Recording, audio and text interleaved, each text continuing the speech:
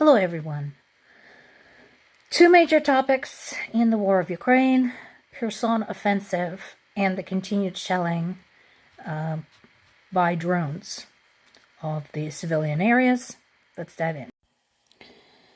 So, as I mentioned before, mere weeks after holding fake referenda to annex 4 regions of Ukraine, including Kherson region, Russian appointed officials and military commanders are fleeing from Kherson as Ukrainian army advances. And once again, after all of the claims Russians made that they were welcome there, it is obvious that they were never welcome there. They really weren't, because as in other liberated areas, the Ukrainian army is welcomed by the local population, at least the ones that haven't been kidnapped and forcibly sent off to Russia. And we're seeing familiar pattern. The worse things are for Russian army at the front, the more vicious they are about bombing, shelling, droning, whatever you want to call it, Ukraine's civilian targets.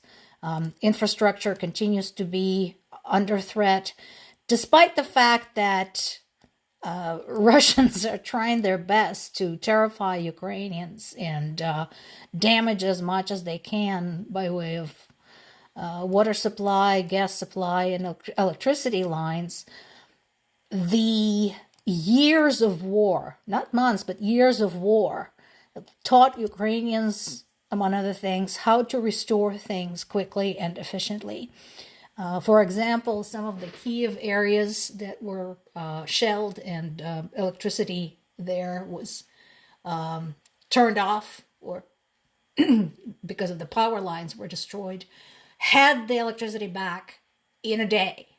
And you might think it's not that much, Duke Power does it in a couple hours, except, allow me to remind you, we're talking about war conditions and shelling and bombs falling on people's head. So that's pretty amazing.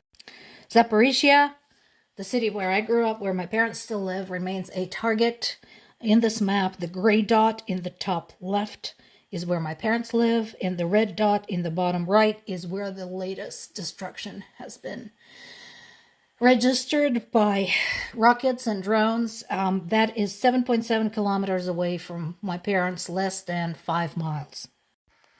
Thank you for watching.